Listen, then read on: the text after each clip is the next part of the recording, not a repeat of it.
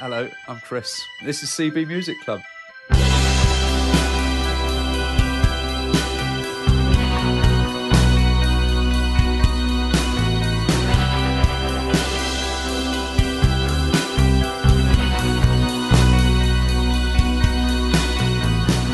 you want to introduce yourselves, or shall I do the honours? You can do the honours. I'll do the honours. Right, we've got Big Al. Hello there. And we've got Will. Hello. And we've got Nick. Hello. We're the CB Music Club. We are the CB Music Club. And tonight, Big Al's going to introduce an album that we're going to talk about. Before that, though... Tell us what CB Music Club is. What is CB Music Club, Al? Well, CB Music Club is our usually Wednesday night get-together in this pandemic when we're all stuck at home, where we get on Zoom, we drink beer, and we talk about music. And we've got into the habit of one of us picking an album, taking it in turns, and we give that album a listen over a couple of weeks, and then we get together and talk about it, whether we like it or not. And yeah, we thought, let's do a podcast. So here we go, podcast number 1. Before that, though, tell me, guys, what have you been listening to since we last spoke? What's happening in the world of music with each of you? Chris, Hello. Have you got any new finds, any new discoveries? Well, I've got a new toy, actually. It was my birthday this week. Of course it was. Happy birthday, yeah. I took the extreme step of buying myself a birthday present. Hey. So I bought an Echo Studio, which is a super Bluetooth speaker with very nice sound quality. Because I've so much music on my phone, and I kind of haven't really got a nice thing to listen to. So I just bounced it off of that. So I've just been playing with my new bit of kit this week, and it does sound very, very sweet. That's good. And I have been listening to... I'm trying to remember what it is. Nadine Shah, yes. Kitchen Sink, which is, a kind of groovy album. Feels quite bonkers, a bit 70s, quite funky. When's that from? A little bit twisted. Is that a recent thing? Yeah, it's recent, it's new, it's just out this year. Is it kitchen sink, as in the sink in the kitchen, or kitch in sink? A kitchen as in the thing where you do your washing up. Right, okay. Sink. Yeah. But yeah, no, it's good. A little bit sort of, I don't know, a little bit Kate Bushy, a little bit Bat for Lashes, but quite a big music sound as well. Right. Sounds very modern. Twisted. I like it. For obviously old dudes like us, it's nice to hear that someone's listening to something remotely contemporary. What about you, Nick? Well, I've also been listening to songs in the Key of Life by Stevie Wonder, so it hasn't all been contemporary. Okay. Nick, anything exciting to tell us about? Well, aside from this week's album, I have been listening to a few things. I've been a bit obsessed with Michael Kiwanuka's last album since he won the Mercury Prize, and I've been listening to that a lot and very much enjoying that. What else have I been listening to? I got some new vinyl. I got an album called The Green Door Sessions by an Edinburgh guy called Callum Easter, which I've been listening to a lot as well. He is sort of I think he played keyboards with Young Fathers, and has been doing his own stuff the last couple of years, and he'd released stuff on Lost Map Records, and I'd picked it up, and that is very, very good. And Teenage Fan Club have got a new single out, which came out, I think, yesterday. Yes, I actually listened to it yesterday. Yeah, and quite enjoyed that. Apparently there's a new album coming in March. Will, what about yourself? Have you had any exciting music to tell us about? Well, I heard about this kind of exciting new sort of band of kind of, these cats from London. And they released an album called Dark Side of the Moon. And I thought, I'll give that a listen. Because I'd heard about them for a while. And the cats, you say? Yeah, the cats. I kind of resisted listening to Pink Floyd for a long, long time.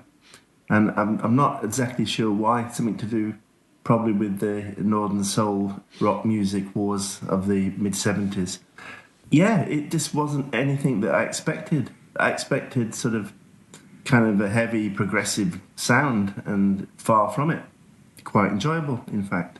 I would recommend this album. You know, weirdly, I hate Pink Floyd, and not for any good reason. You know, I'm like that about a lot of things, as I'm sure you all know. But I hate Pink Floyd. I've never listened to Dark Side of the Moon. I know Money's on it, isn't it? Is that on it? Yes. Yes, it is. Yeah, I can't believe that's quite a good song. And Us and Them, That's a fantastic song. Yeah. And you know, they're the only two songs I know from the album, I think. And I think they're both good, but I hate Pink Floyd. So, and I don't, it doesn't make any sense. I'm a bit like that about a lot of stuff. I'm sure if I listened to it, I'd like it. I'm like that with people. I hate everyone until I meet them. Then I think usually they're great. I thought everyone had listened to Dark Side of the Moon. I've never listened. I'm amazed. No. I'm in a room with two people that haven't heard it. I just thought it was one of those albums that everyone had listened to. The last time I listened to it, and I've not listened to it that much, was at Dynamic Earth. In their dome, they showed an animated film in this 360 dome with the album playing. That was pretty cool. Sounds lovely, yeah.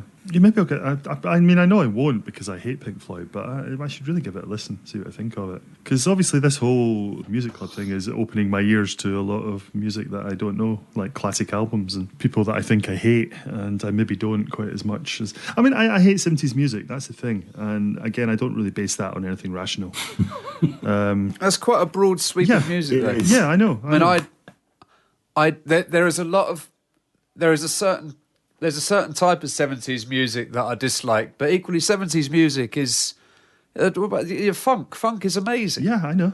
And you'd have to discount the whole annals of funk if you... I really like discount proper disco-era disco as well. Yeah. One of my neighbours was playing Boney M really loudly this morning, and I was getting quite into it. Because Boney M were great. I mean, you know, really good pop songs, really well played. So I like that. I really like Thin Lizzy.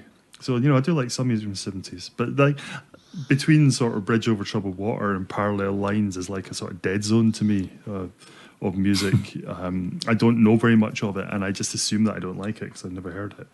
But I suspect I might be wrong about an awful lot about it. I mean, you know, I'm always banging on about how much what I think of like the sound of albums and how they're recorded, and the 70s are kind of like a pinnacle of good sounding records, and yet I won't listen to any of them. Basically, I'm an idiot.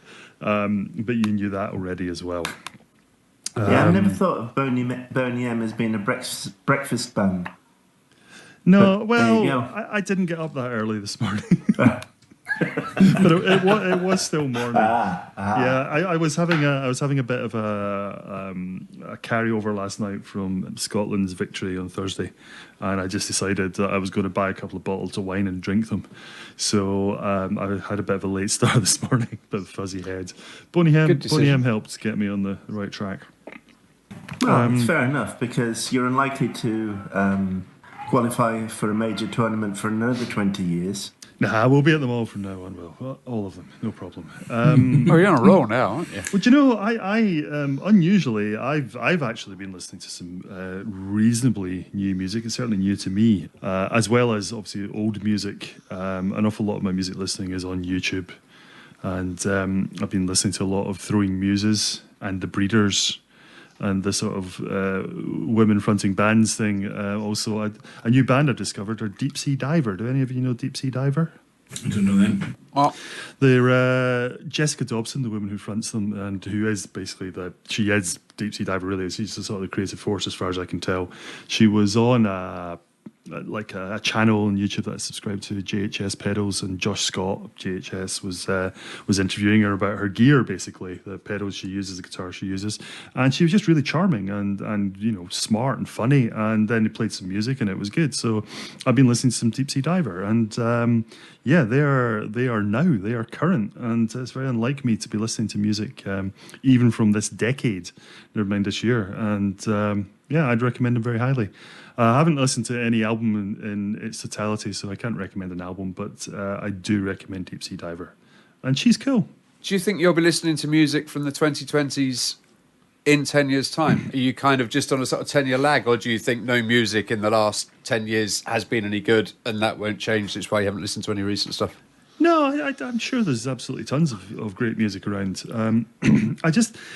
Weirdly, because of I spend so much of my time sort of working on music myself that it's not that I don't have time to listen to music, I just don't have the sort of mental energy to listen to other stuff very much. And so I don't actually listen to very much music. And I'm talking about how, you know, I bought this Fire TV stick and I'm watching YouTube all the time. And it's actually been a bit of a godsend in that respect, because I don't watch a lot of TV, but when I like sit down with a cup of coffee or something, taking a break from work, and stick the TV on and just flick through and see what it's recommending to me. And, you know, watch quite a lot of music videos that way. And some of those most of those are stuff that I know already, but you do find some stuff you don't know, and it's quite nice. So. And then, of course, the algorithm's terrible, and it keeps recommending stuff I don't like. Funny enough, I can't get it to stop recommending me My Bloody Valentine. That's your fault, Chris. Everyone should listen to My Bloody Valentine. I just realised we've inadvertently placed 2 products already so far in our first podcast. Your Amazon Fire Stick and my Echo Studio. So not intentional. We're not trying to plug, and we're not receiving any complimentary products from Amazon at all. Not that they wouldn't be welcome. If they'd like to send us some, they'd be more than welcome, and we'll leave our address at the end of the podcast. So thank you very much, Mr. Bezos. So Nick, what are you drinking tonight? So what are you drinking? Because obviously that's a big thing, isn't it? It's not just about the music. Exactly. It's what about are you drinking? It's about the booze that we drink together. What's that, Nick? No name. I'm drinking no name wine. Is that a French Sauvignon Blanc? It's a French Sauvignon. Yeah. I'm all right with French Sauvignon. I prefer Chilean. Really? Yep. So I prefer New Zealand, but I take French after New Zealand, like a Bordeaux. Yeah, I don't really like New Zealand wine. I find it a bit tasteless. This is a bit of Sancerre territory. This is pretty good, I have to say. Ooh, get you! Ooh. Are you still on the wagon, Will? I am. So it's Bundaberg ginger beer. I like ginger beer. I'm a big fan of alcoholic ginger beer as well. Would that be Krabby's alcoholic ginger beer? No, I don't mind the Krabbies, but there's one that I bought a couple of times from online from a vendor whose name I can't remember, so no more product placement for the time being. And I can't remember the name of the ginger beer either, but it's Australian, and it's just spectacularly good. It's not like overly sweet and sickly like the Krabbies can be. It's amazing. I could drink like a dozen of them just, and like it's a soft drink, and then obviously be completely hammered because it's it's like 4% alcohol. I do like that Bundaberg ginger beer. That is very good stuff, Will. Particularly with some rum in it. Yeah, dark rum and ginger beer. It's that time of year for dark rum and ginger beer. I'm a big fan of the rum and ginger beer. It's a favourite. It's been a while. Good. I find it quite when dangerous. I get down to size 12 in a dress size, then I'll start with the rum. I do find the rum in it's quite dangerous because the ginger beer has such a strong flavour. You can drink it very strong. And yeah, what are you drinking, Chris? I'm back onto Guinness. Yeah, Guinness. I used to drink Guinness a long time ago. Beer's been not agreeing with me belly for the last few months. And there's only so much wine and whiskey you can drink, so I needed a beer that was less fizzy. And I remember Guinness because it's kind of flat and fruity, and it's kind of it's very nice, especially with winter coming on. Yeah, my grandmother got Guinness on prescription when she was pregnant with my father, along with 20 Rothmans. Yeah, and apparently my grandfather got to drink it because she didn't like it. But I'm back on the Bad Company American IPA. It's just a very good beer. I can recommend that. Is that not another 70s Bad Company? music Yes. reference? Yeah. So we should probably talk about this album that we've been listening to then, shouldn't we? The album of the week is Bruce Springsteen, Darkness on the Edge of Town, from 1978. Very much in my dark ages of music. And yeah, it was me that chose it. I'd given the task to pick an album from the Rolling Stone, the new list of their top 500 albums of all time, something from the top 100 and that. And I've got to say that I did find the list somewhat uninspiring. It's a bit too sort of 70s centric, I suppose, and sort of US centric for my tastes. But I made the decision to go with something that is, that is a proper American classic, I suppose, but also something that I didn't know. And my short list was Darkness on the Edge of Town, and also I was considering Born to Run as well, Springsteen's previous album to that, and also Neil Young, After the Gold Rush, and Bob Dylan, Highway 61 Revisited. And the reason I went for Darkness on the Edge of Town is because I believed at the time that I didn't know any of the songs from it, that I'd never heard any of it before. So going in with a completely open mind, completely fresh, although it turned out that actually wasn't the case. Springsteen's a funny one with me as well, because I'm very fond of the idea of Bruce Springsteen, and I think that he is a great guy. But I've never listened to that much music by him, and that I have listened to, I'd always felt was just a wee bit boring. I think the only album I'd ever listened to start to finish was Born in the USA, and although I do like I think some of the songs on it are fantastic. I mean, I'm on Fire is wonderful. I really like Cover Me as well and Dancing in the Dark. But it's not a particularly good album. It suffers, it's very much of its time in a bad way. And Springsteen just has this sort of critical acclaim about him that I just don't really get. For all that I like the idea of him, as I say, I never got Springsteen. So it just seemed like a chance to listen to, obviously, one of his 2 classic albums and just, what the hell do you think of it? And it's quite, there's an interesting background to it because obviously it was his first album as a superstar because, Born to Run sort of made him an overnight sort of sensation after like, a decade in the business or something like that.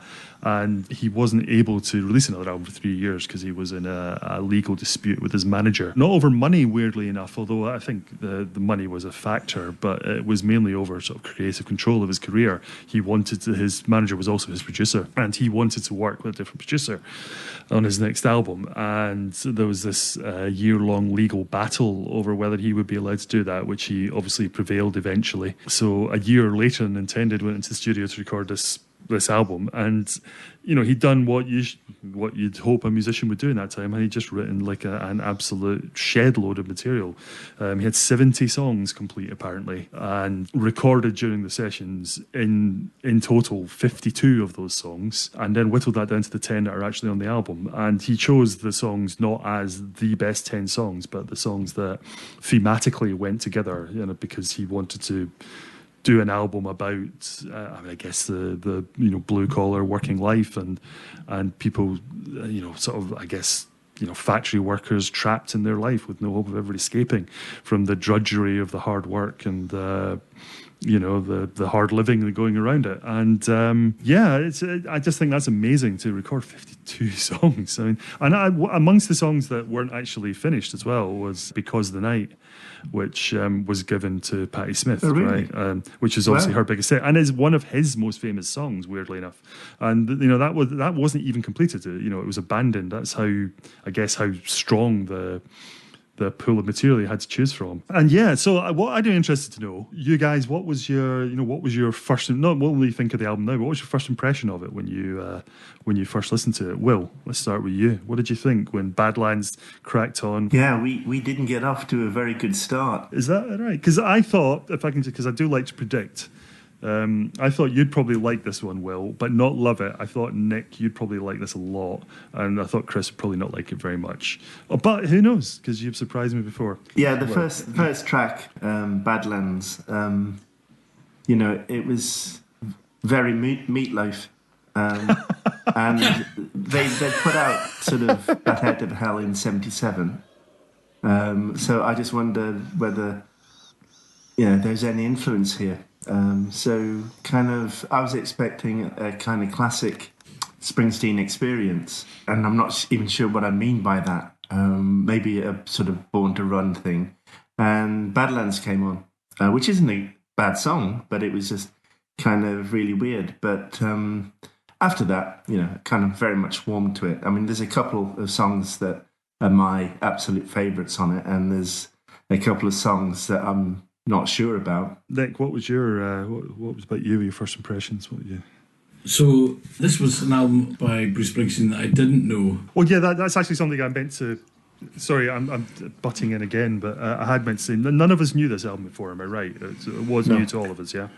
Yeah, it was new to me. Well, so it's that thing where I knew some of the songs when I started to listen to it because I'd listened to a later live compilation album which I picked up on cassette in a record fair at some point in the mid to late 80s and really fell in love with because it seemed to capture Bruce Springsteen live experience very well, and that's these big shows. So that was kind of this double album, and I had various of these songs on it. The first thing I would have heard would have been Born to Run, that album, and then I'd listened to a few later on, and I'd gone back and listened to his first 2 albums and really liked those, but I then hadn't gone on and listened to either Born to Run or Darkest on the Edge of Town, so they were both kind of new to me, weirdly. I really like his second album. That was a big favourite of mine, but I didn't know this album, and so I was looking forward to it, and I enjoyed it. Badlands is not my favourite tune, But actually, it's one of those things that I think when you hear live versions, it's pretty rousing. Yeah, I actually today I did actually listen to a live version of it, and yeah, it's pretty spectacular, I have to say. More generally, I really enjoyed the album, and it was only on repeat listens that I've realised that what I really like is the first side of the album. I think that is absolutely spectacular. But I'm not quite as struck on the second side if we were doing listen to it on vinyl. Badlands is a good start, but then there's the run of 4 songs after that are just fantastic. I really, really enjoyed those. Yeah, Chris, what do you think? Yeah, well, I kind of, again, didn't know the album. I didn't really know much Springsteen other than all the kind of big hits from the 80s, which was my first introduction to him. And I never really got the irony of Born in the USA. I just, as my whatever I was, I don't know what was that, kind of 83 kind of 84, time. So I think it was, but yeah, 84, so I was sort of 13 and just kind of saw a kind of wrapped in the stars and stripes strutting across stage with a guitar, kind of machismo, kind of rock, kind of American dream sort of thing. Didn't really get the sort of Vietnam vet irony of the whole song. So just really kind of had him as this sort of star-spangled banner wielding, guitar wielding sort of American rock god, which just wasn't something that interested me at all. But then kind of in recent years, I kind of come slowly to the conclusion that it was probably a bit more interesting than that, and I had more time for him. But I still had never really listened to any of his music. So I did come to this album blind. And I can't... It didn't grab me on first listen at all, really. I think it probably was again, I think I probably listened to the first 4 tracks and then just turned it off and then came back to it. And I kind of want to like it, but I don't really. And I kind of, as each track, I've listened to it lots and lots of times. Each track comes on and I think, oh, actually, this one's quite good. And it starts quite good, but then by the end of it, I'm just really bored of that track. And then the next one comes on and I think, oh, no, actually, this one's quite good. But then by the end of it, again, it's just... There's a couple of tracks that I really like on the album, but as a whole, it just... I find it a bit dull and a bit plodding. I kind of echo a lot of what you guys have said there. Myself, one thing particularly, what you're saying, Nick, about it being an album with 2 halves, that it is very much. And like the first time I listened to it was the only time I listened to it all the way through, because it doesn't run as like a single thing. It's 2 separate programs, as it were, that aren't meant to be listened together. Really, you're meant to have a few minutes to like go and turn the vinyl over or whatever. It's very much released for vinyl, and it strikes me that you remember when we talked about Rumours, the last album we did, and one of the things I was complaining about Rumours was that I thought the track list, the programming was terrible, and the order of the songs was just didn't make any sense to me. Whereas this album, it strikes me as being, there's a lot of thought has gone into the order that these songs are going on the album. Both sides start very positively and finish very negatively, and it's almost, the whole theme of like the life dragging you down is being described on each side of the album. And I agree with you, Nick, that I think one thing that struck me actually before that, when it started, it was like this is much more rock than I expected it to be. The first 2 songs are really quite big and rowdy, and particularly Adam Raised the Cane, track 2. It's it's a proper noisy rock and blues song, and I was quite surprised by that. Yeah, that song for me is a Nick Cave song. Yeah, absolutely agree with that. That's even the title. Yeah, that should have been. In fact, you could hear Nick Cave doing it. Yeah, I think part of it is the Old Testament kind of obviously lyricism of it, but it does feel the delivery is Nick Cave. The whole kind of. I agree. The phrasing it's a big ballsy scream of a song. But I heard a lot of sort of rhythm and blues in there, not just blues. I thought there was some kind of soul elements into it. I know you don't like genre that was putting stuff into genres and labeling stuff, but I just couldn't really decide what it was. It's not rock. It's not mean the blues, album as a whole? Not, yeah, and I didn't really know where. Yeah, I mean, I don't know what genre it would be put in. Roots, rock. I mean, I don't know. It's Springsteen, but it strikes me that this album is very Springsteen. It seems to fit into what I've understood Springsteen is supposed to be in a way that I'd never heard before. It kind of makes sense now, you know, like him as a storyteller and all, and, you know, his stories about sort of the working class man and their trials and tribulations. It's the first time I really get Springsteen, and I understand why the critics love him so much, I suppose. These are some pretty, you know, strong stories, well told, and some of them are quite affecting, I have to say. But it turns out, though, that I was wrong about never having heard any of the songs before. I'm sure that when he played at Glastonbury, that he played Badlands. It might even be in the first song, because I think I'd heard that before, and I know for a fact that I'd heard Racing in the Street before, but I didn't know it from its title. But as soon as it came on, I was like, oh yeah, I've heard this. There are certain ones that sound like other... There was one, the penultimate song, Prove It All Night. That sounds like Hungry Heart. Yeah. Well, it's funny because he used the Hungry Heart sort of melody line in that, and it also appears in Darkness at the Edge of Town on the guitar sort of break in there. So, yeah, I noticed that too. Funny.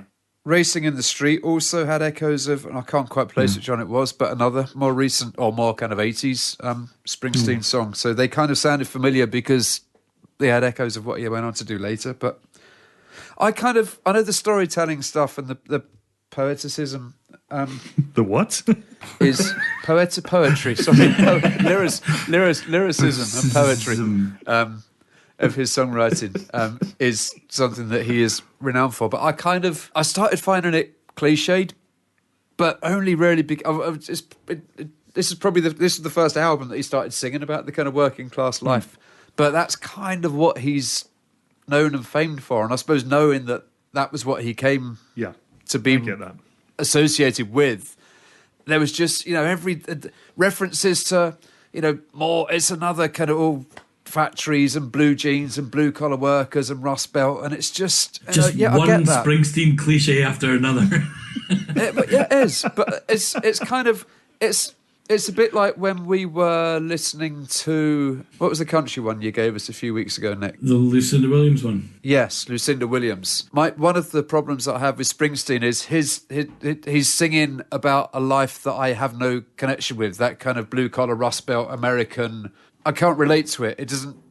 It's not talking to me. It's not talking to my life, because it is, and it's not obviously the just the American bit of it, because that it's quite culturally specific and isn't really something that translates across the pond. Working class life in America isn't anything like working class life in Britain. Yeah. I'm quite drawn to this sort of Americana aspects of the songs, like, you know, Racing in the Street, and I was kind of feeling it, and then I kind of thought, well, if that was happening here, it would be some chavs in souped up corsets going up and down the road, and I'd be throwing bottles at them.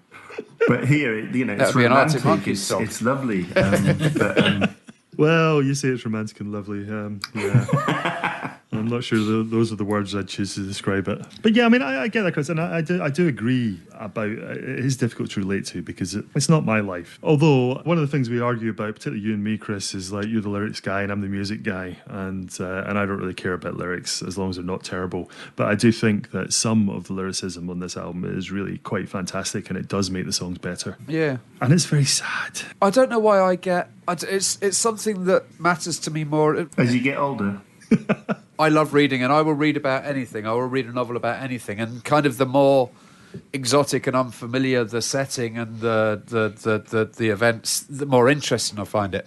But music, I like it to be more relatable, and I don't know why there is that difference. Well, they're not the same thing. Well, they are, because it's storytelling, isn't it? If I'm purely reducing it down to the storytelling and the content of the story, I like my literature to be as far removed as my, well, not always, but I really enjoy literature that is absolutely nothing like my life. But whereas songs, I much prefer stuff that. But it's a different way of telling stories. I mean, a song can't tell you as much as a book can, and it has to be much more condensed. And yeah, I suppose so it's that more immediate kind thing. Of.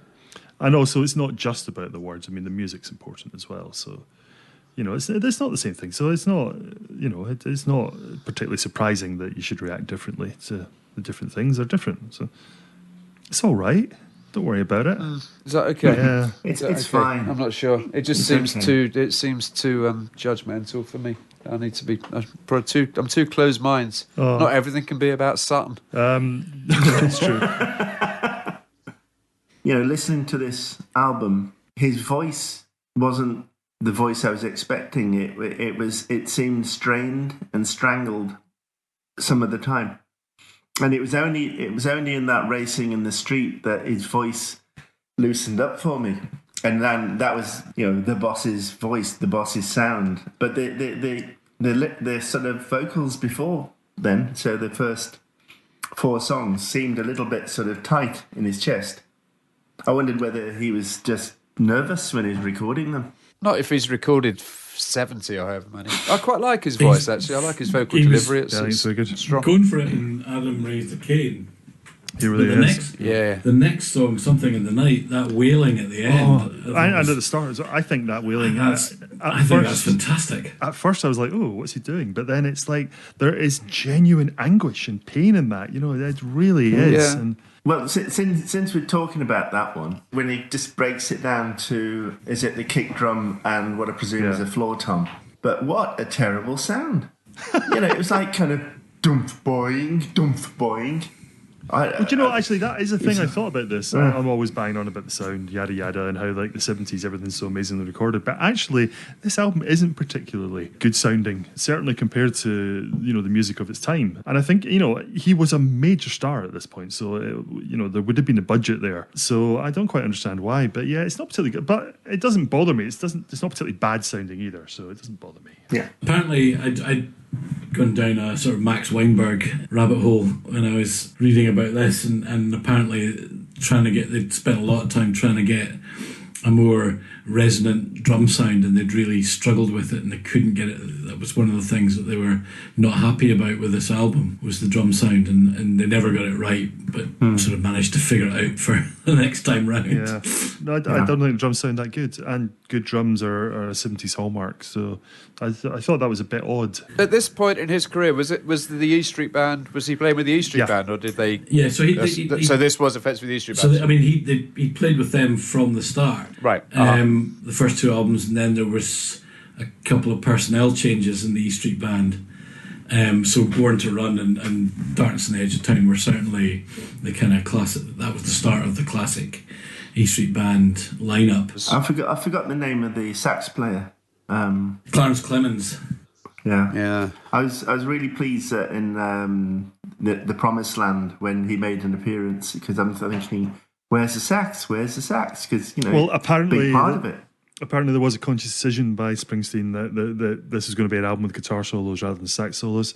So Clarence, he also does percussion backing vocals, so it's not like he's not on the songs at all. But he's not as present as at other times. Yeah, it was a decision. It was just that thing. I was expecting it, and it wasn't there. So it was almost a yay moment when he came in.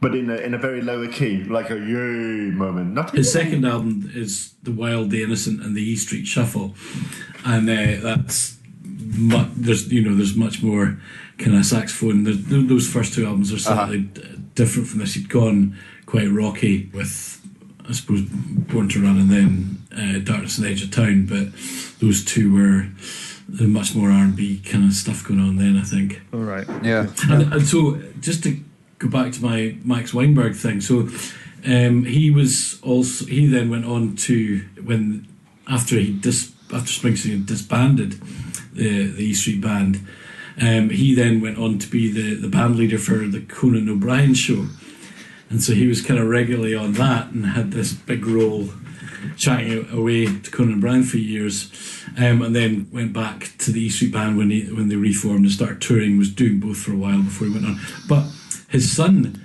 Jay Weinberg, is the drummer in Slipknot. And apparently he, while his dad was on tour, had picked up the drums and taught himself to do and become really, really good, really fast. Started playing in metal bands, and his father was very proud, but apparently Bruce Springsteen had happened to see him playing with another band in the club and went, you Max's son? Well, you're pretty good at that, and so invited him to come and play a couple of songs when they were playing in New York at some point, which he did. And then there was some clash where his dad was doing some shows with Conan O'Brien, couldn't get away to tour with Springsteen, so the son took over for the tour.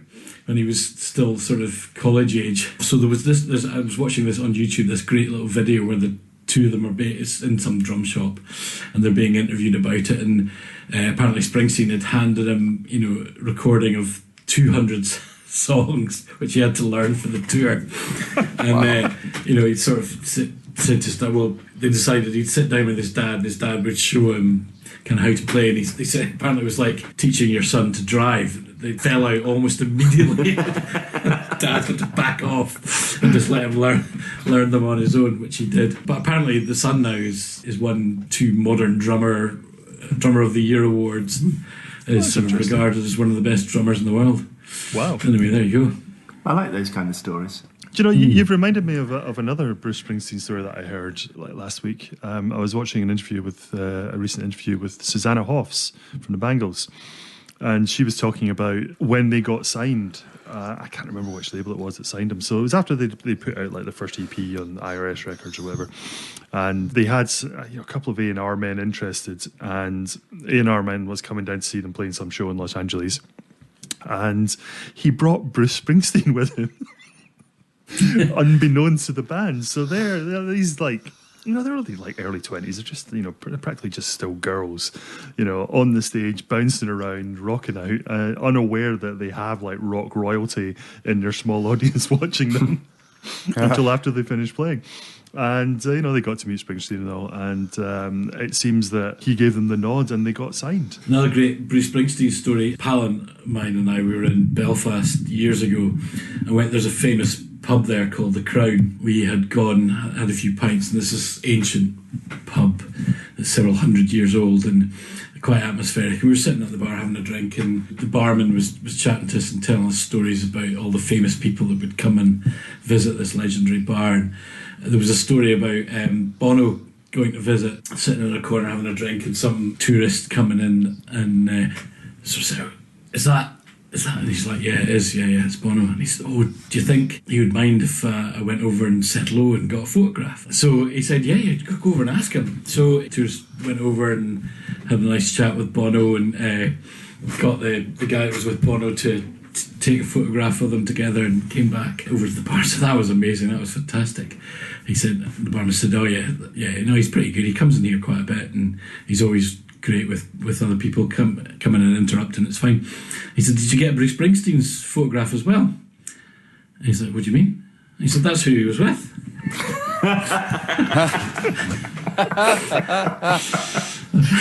And you can't go back, can you? You can't go back. Well, no, apparently they'd left after that. So he'd asked Bruce Springsteen to take a picture of him with Bono. Oh my God. Humiliation. It took it well. Anyway, the album, right? Yeah. Yes, back to the album. You mentioned the in Somewhere in the Night, the breakdown with Will, you were saying. And it's got the Howbling, Be My Baby drums, boom, boom, boom. There's there's a lot of that harking back to older songs on the album. Badlands, it starts with Don't Let Me Be Misunderstood. It's in a major key, not a minor key, but Springsteen is on record as saying that he stole that from that song because, like, thematically they're similar or whatever. I don't know, but yeah, it is a lift, and it's done very skillfully in a way that can't be taken to court because you put it, you change it to a major key. It's not the same tune.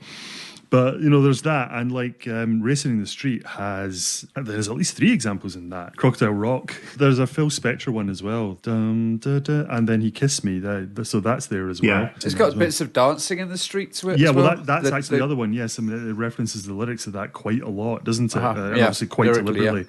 There's a line about, we're calling out around the world, for example. I don't know if any of you guys noticed that going on, and is it actually a thing, or am I just imagining it? No, I kind of saw or heard, more to the point, those little references all over it. I mean, the final track, for instance, Darkness at the Edge of Town. Whoever was the bassist was channeling Jameson, and then it had the Hungry Heart sort of guitar break. Yeah, but that's more sort of harking back to the future. So are these little bits? Are they homage? Well, that's what are I'm they wondering. nods, tributes, or are they just nicking? Or is it just because they're so immersed in that music that they play it without really? I mean, we do it, don't we?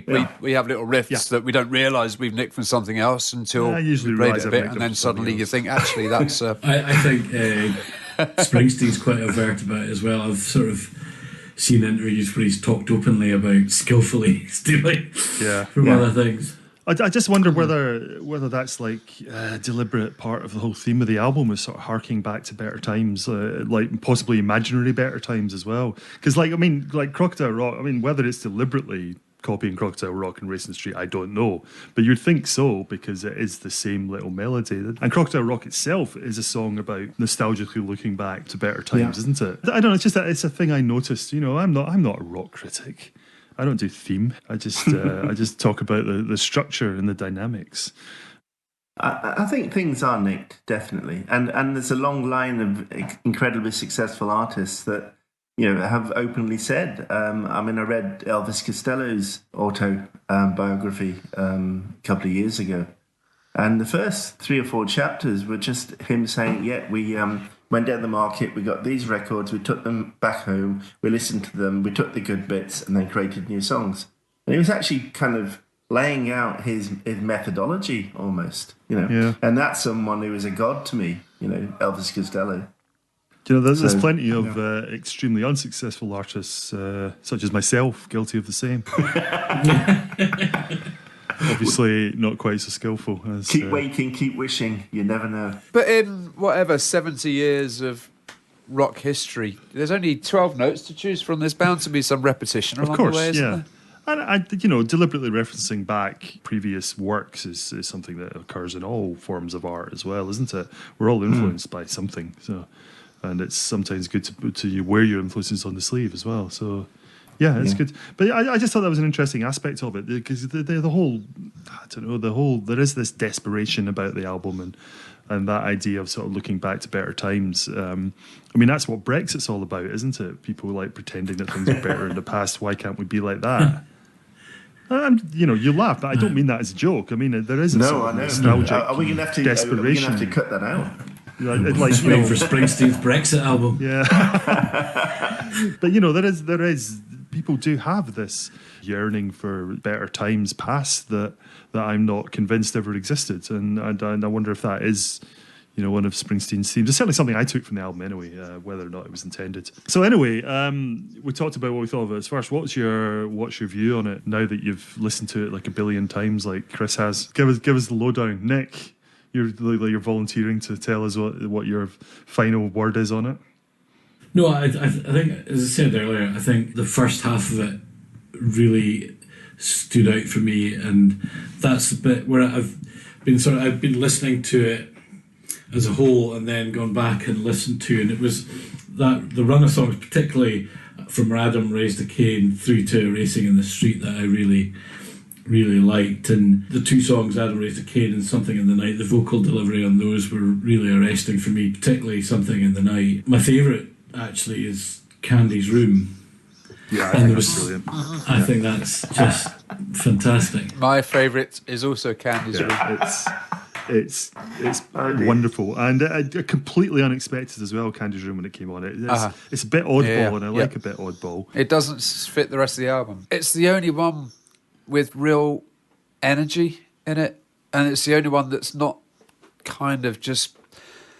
It changes as it goes through, and it's surprising. It continues to surprise. The one for me, one of the things that really struck me was the drumming on it. Is just this single stroke roll all the way through, which is just totally kind of unexpected, but is remarkable.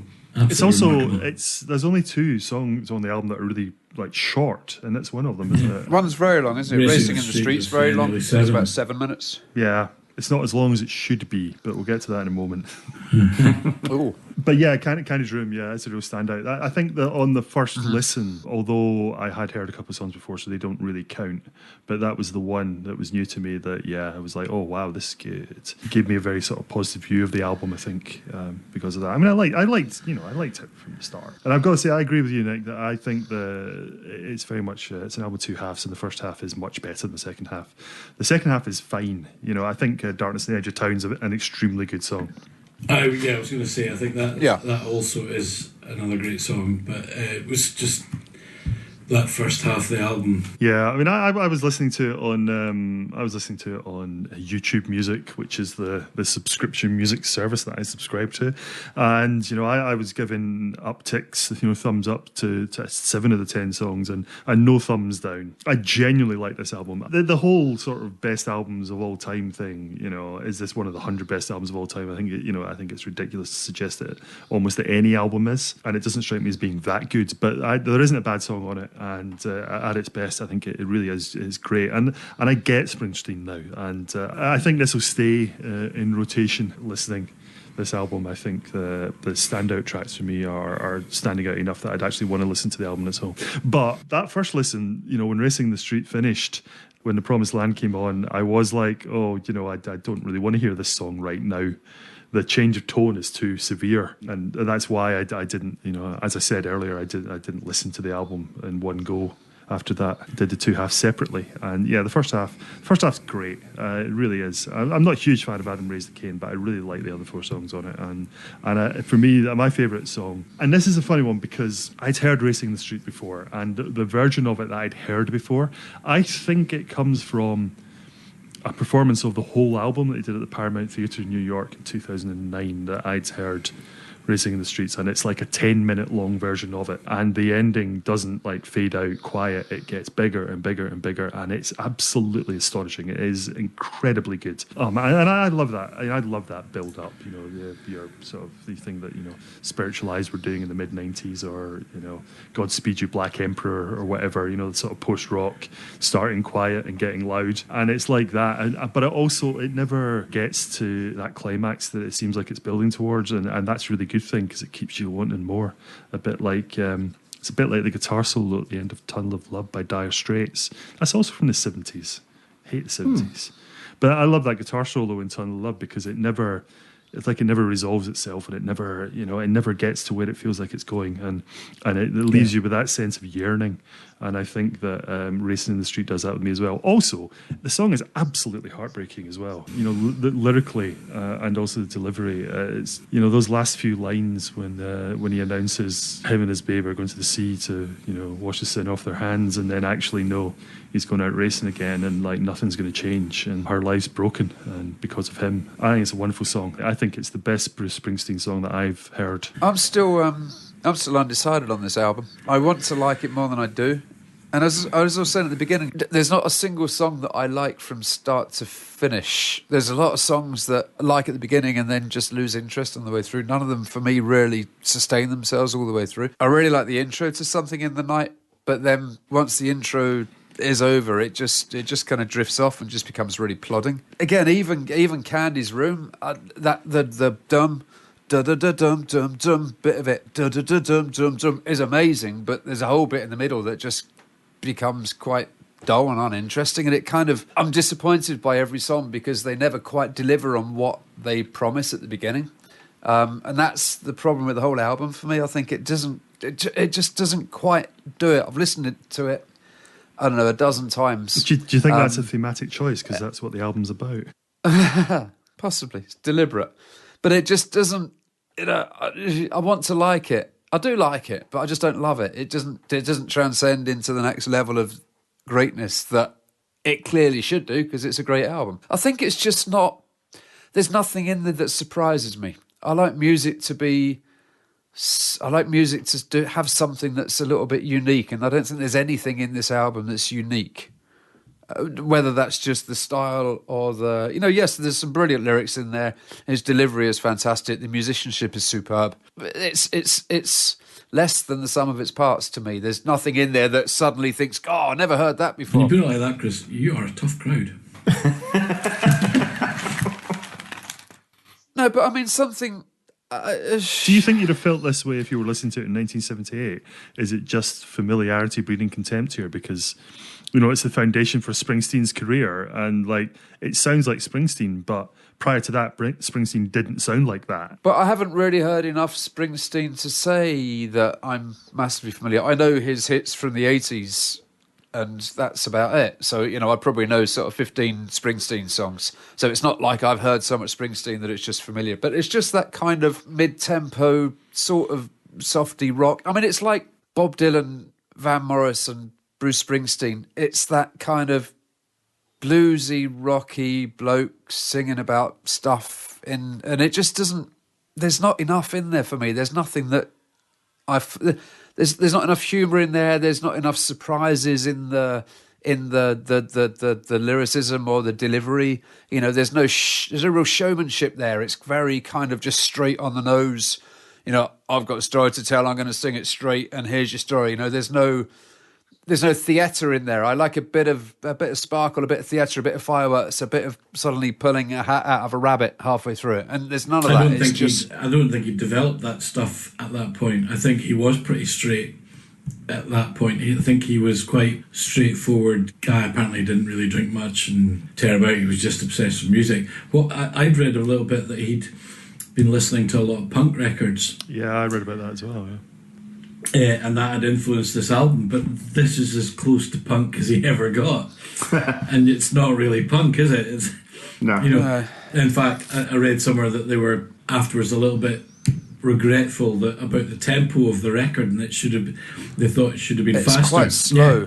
Most of it is very slow, and they sped up when they went live with it, and it sounds better. And I think again, I was going back to that live recording where they're playing a lot of those songs faster, and you kind of go, well, that's what you'd expect in a big stadium, but actually it improves it. I think it lacks tempo and it lacks an edge to me. That's what holds me back on it. I think perhaps it's also maybe the problem of making the transition from being a live band to recording and capturing that magic. Because obviously, I've never been to a Bruce Springsteen gig, and he does have a reputation for being astonishing live. Is it just that? Because I've mentioned Thin Lizzy twice tonight, here they are again. But Thin Lizzy, famously great live band, but never captured it on record. The only record that captures the rockin' life of Thin Lizzy is Live and Dangerous, their live album, even though a lot of it is actually overdubbed, although exactly how much is lost to history. But it's famously a live album that's not entirely live. But there is a magic about it. It's just so, I don't know, it rocks. It's an amazing album. Whereas they never got close to Bruce. Thin Lizzy. They never got close to that on any of the studio albums, and it's just disappointing because you hear the same songs and they're a bit dry, they're a bit quiet. They don't, they kind of talk to you when they should be screaming at you, And I wonder if it's the same thing with Springsteen, that they never quite captured in the studio what they had live. Chris, do you think Bruce suffers from the Bono thing of being too sincere, too humourless? There is Bono certainly suffers from a Bono thing of being too sincere and too humorous. But I think it's the sort of thing that's affected Chris Martin, for instance. Springsteen isn't a preacher, is he? He's not there trying to save the bloody world. He's just doing his thing, which is fine, and I respect him for that. And I've got far more time for Springsteen than Chris Martin or Bono, because he's just about the music and brilliant. Well, I think Springsteen has aged well in terms of the way he come across. I think he was quite a sincere guy back in them days. Serious times though, late 70s. There was a lot of shit going down. It was a heavy time, especially in New York. Did he still live in New York through this? He's New Jersey. Yeah, New Jersey. New Jersey. Sorry, of course. So why I started laughing when you kind of all said Candy's room.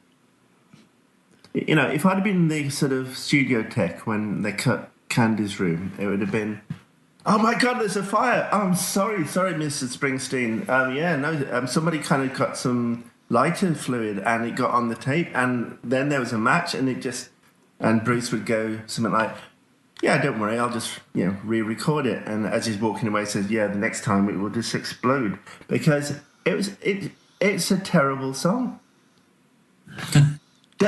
Honestly, it's and Because the Night wasn't on because of that. That song replaced potentially Because the Night. And the other one that I think is going home tonight is Streets of Fire. That can join Candy's room. And whatever the equivalent of On the Cutting Room Floor is for a recording studio. I hated them. I'd written the word. I made some very brief notes tonight, and I've written the word "good" against Streets of Fire. I haven't elaborated at all on that. Just shows Damn your faint praise. I'm the odd dog out here. The two songs that I liked most was The Promised Land and Factory. Factory was my favourite song. Factory's great. I think it's because it hit me, and that's the genius of Springsteen, isn't it? It just hits you emotionally.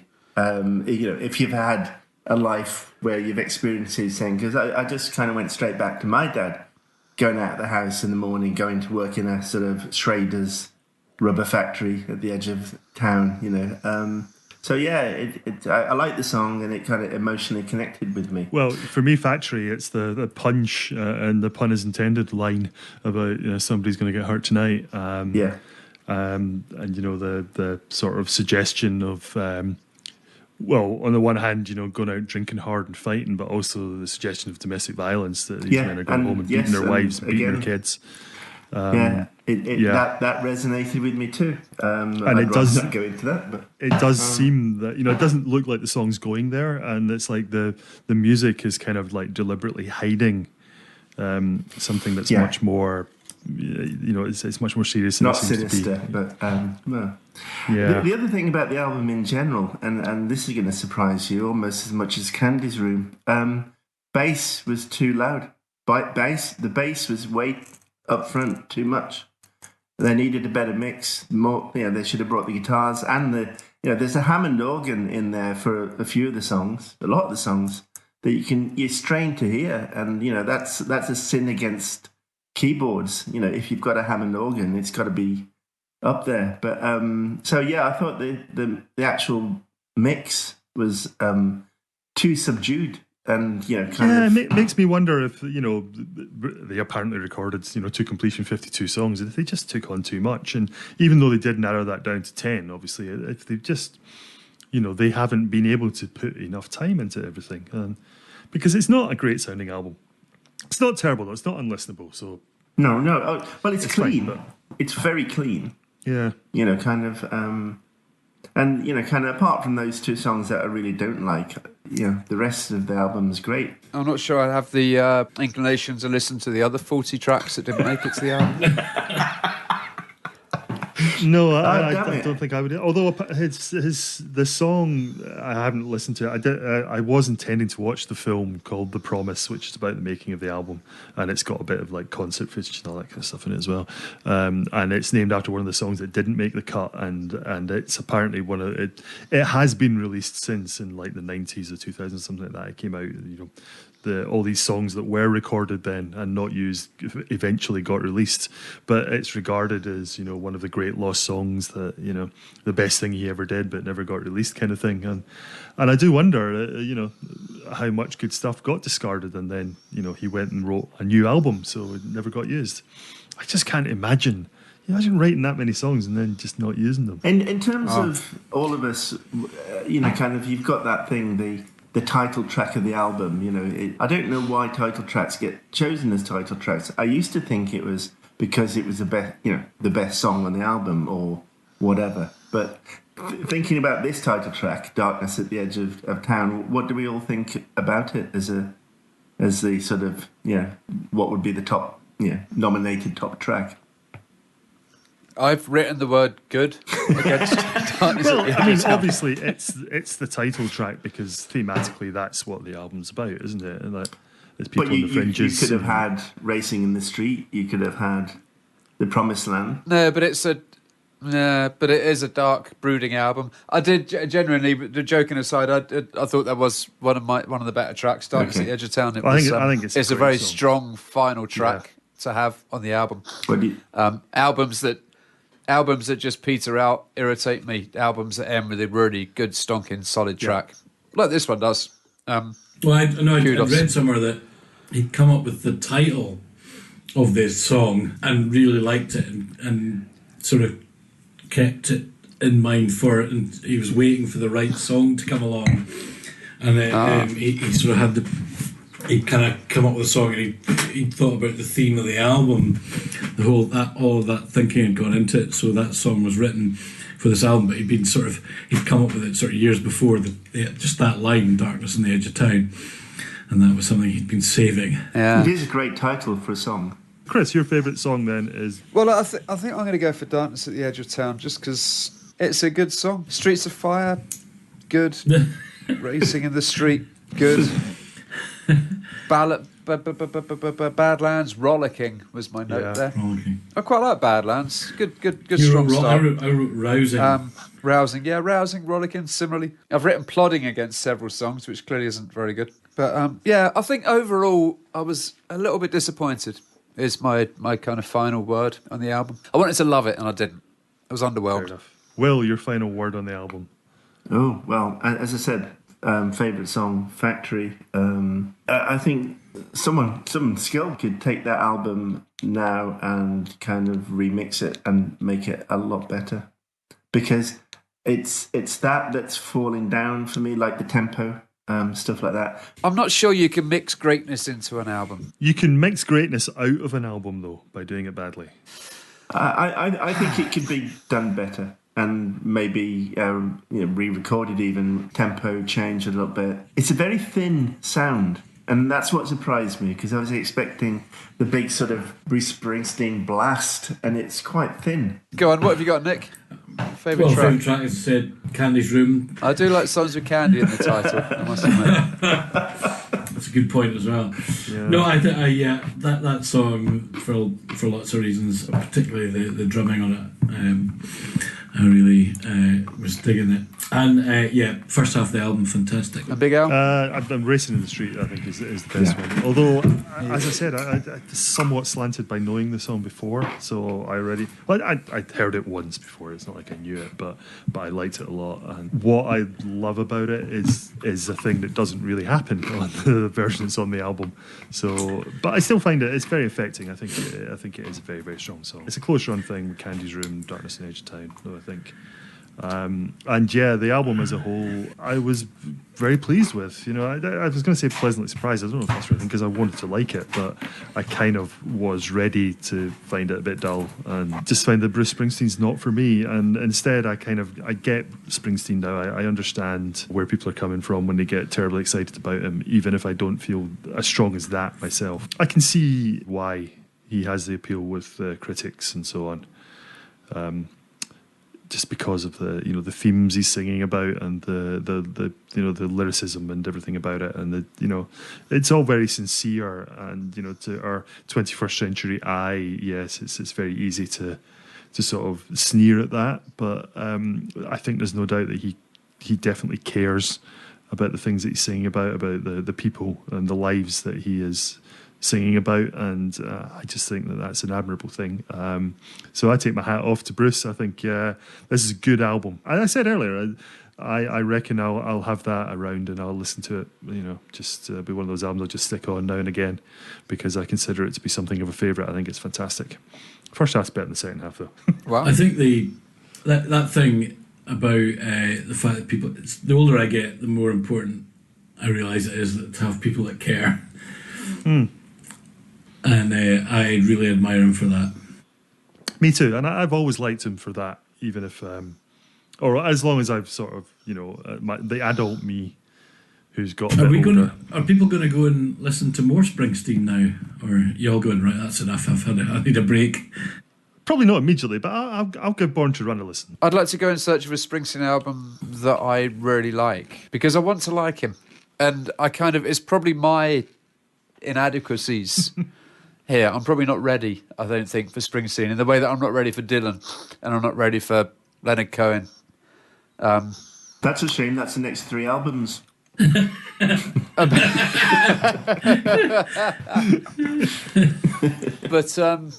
But yeah, I mean, clearly he's a great musician, and any right-minded person would appreciate that and would admire him and would agree that his albums, especially this one, are fantastic. But I'm not there.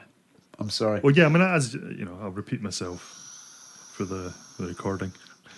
Yeah, I'll definitely check out Born to Run, and probably Nebraska. I'm intrigued by Nebraska. Nebraska is an incredible. Actually, Chris, that for the sort of sparse Americana, that's maybe different enough that you might, and the sheer miserableness of it. So check that. Sit you down to the ground, mate. Yeah. Okay. Nebraska. So what era of Springsteen is that? Is that 90s? That's 82 or something like that. Early 80s. Yeah, right. it's one or Okay, two so albums after. early-ish. Yeah, this yeah. one, I think. Yeah. Right. And it's just him. Okay. But it's just him. It's not. He got rid There's of no the band. Right.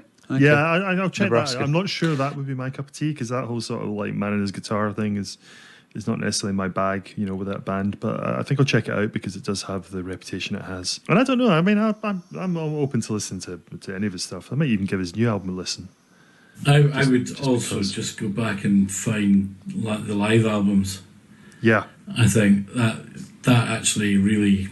I keep going on about that one that came out in 85 or 86, which is just incredible. But I think there's some later live albums as well, which are pretty good as well. I would implore the three of you to get onto YouTube and find that 2009 Paramount Theatre performance of Racing in the Street. Yeah, I'm definitely going to do that. And give it a listen. I think it is astonishing. It's a band, you know, they're a great band. And the sort of, it's almost 5 minutes at the end, you know, after the song has finished and the instrumental outro. It's just remarkable. It's amazing. And yeah, I hope you like it as much as I do, but I would really encourage you to give it a listen. I will do so. Good. So that's our breakdown of Darkness on the Edge of Town. Fascinating stuff from us all. Many insights. An entirely predictable reaction from each of you, because I know you so well. I can bring it. So for our next album, I employed a team of crack scientists to come up with a random number generators to pick us a year between 1964 and 2014, and the year it chose was 1974. And it's Will who has the pleasure of picking the album. So, Will, what's it to be? Yeah, well, 1974. A very Will year, I felt. A very Will year. Just an amazing selection of artists and albums to actually choose from. And a lot of stuff that I hadn't really heard too much. And I did think, yeah, let's just get one of those bands that you've heard of, but you actually don't know anything about, and pick one of those out. But then I started getting drawn to things, you know, kind of maybe a little bit more personal. And, you know, kind of in the sort of punk thing of 79 through to 80, early 80s, you know, you had a lot of bands talking about how this particular artist had influenced them greatly. And I know there's a band that from Birmingham called the Prefects, who then became the Nightingales. You know, they were very taken by this particular artist. Some other punk bands referred to his music. So this particular album was apparently a commercial nightmare. It charted at 195 for this. So, but it's an album I've never heard, but it's an album that I've heard people talking about. And so it's that thing of, okay, I'd like to listen to it. I'd like to know what the fuss about is. So it's Blue Jeans and Moonbeams by Captain Beefheart. Ooh. Oh, yes, a difficult one. Yeah, definitely. It's supposed to be his most commercial work. There's a lot of space to make more commercial work. I had a Captain Beefheart T-shirt when I was about 11. How many sleeves did it have? Which was no sleeves. It was a cap sleeve T-shirt. I think it was a Captain Beefheart T-shirt. It was given to me by one of my brother's mates. Ah, right. And I didn't know who Captain Beefheart was then, but I quite like the T-shirt. Well, it's a start. Excellent. This is not a Captain Beefheart story. This is a T-shirt story. But I had a Sex Pistols, Nevermind the Bollocks T-shirt when I was 13, and my granny refused to iron it.